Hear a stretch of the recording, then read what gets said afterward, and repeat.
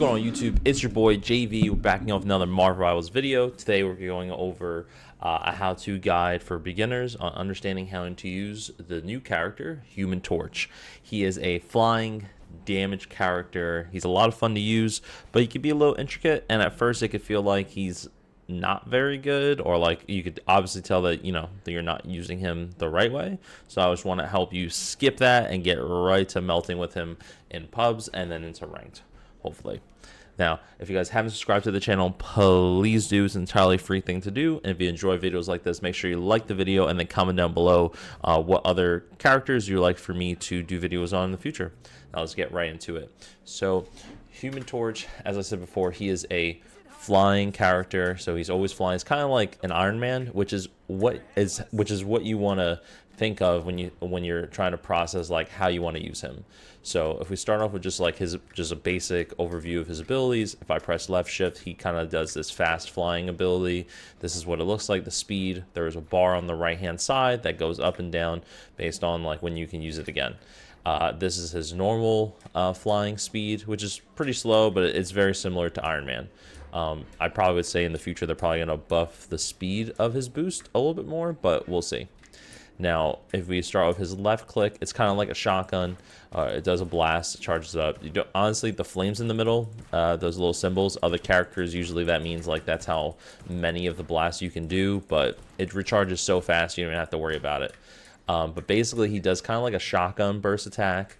Now, the whole thing is that this attack does change based off of how far you are from now, like for example, like as I'm farther away, it takes a lot more hits. Like let's say I'm like probably like 30 meters out or so, you can see it's like almost like I'm tickling the bots over there. But when I get to like 15 meters, you see here, you can see I can like melt people in 3 shots, and if I'm like within like 7 to like 2 meters or so, like this range, it's like a 2-hit.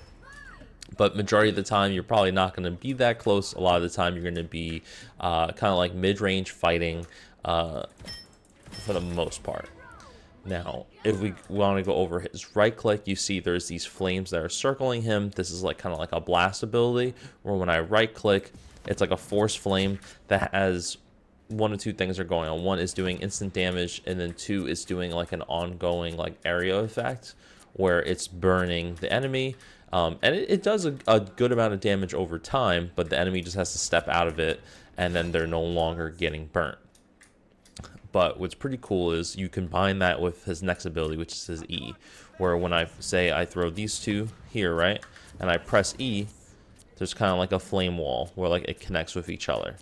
Now, what you want to do is, and you saw there like that flame was so close to that bot, it began to burn him. You get high in the air, and you say you put 1, 2, 3, 4, press E, and anything that's in the box begins to burn without even being touched by the main points. And part of how you want to use Human Torch is more of like a disruptive character. You want to cause issues from the other team of having to move and not being able to play normally.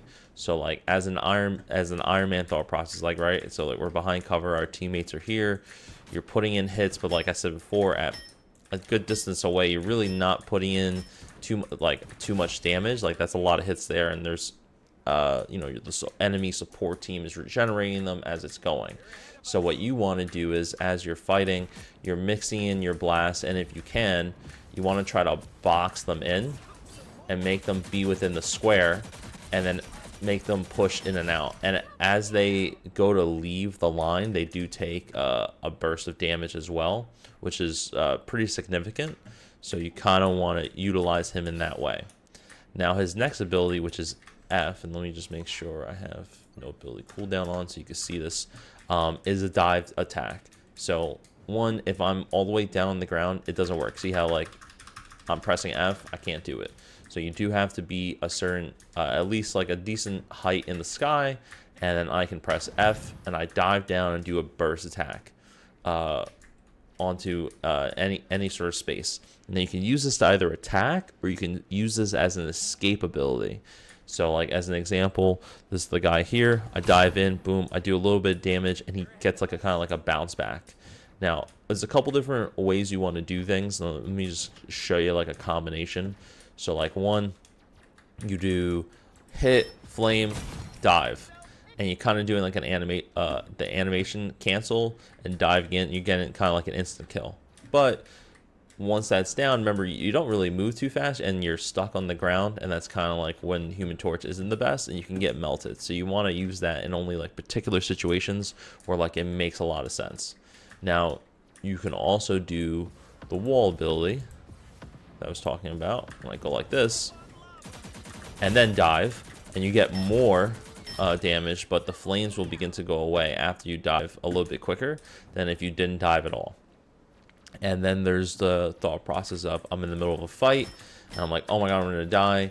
I'm high in the air, and then I dive away back to like my team. So there's that thoughts to it as well.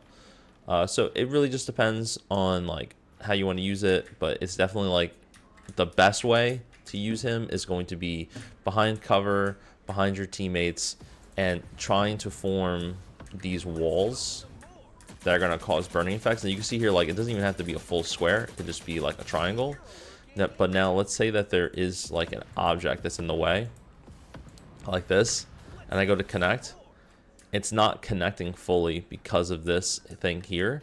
So it's not going to give that full effect because I didn't make a full box. You have to be able to do it without any sort of like obstruction being in the way, if that makes sense. Now, when you go into Human Torch's ult, he can then do flame tornadoes. When you do the flame tornadoes, you can't do connections. And to be honest with you, these only really do damage when you put them on the enemies. So you're gonna want to continuously just burst them out. You can only have 4 on the field at a time.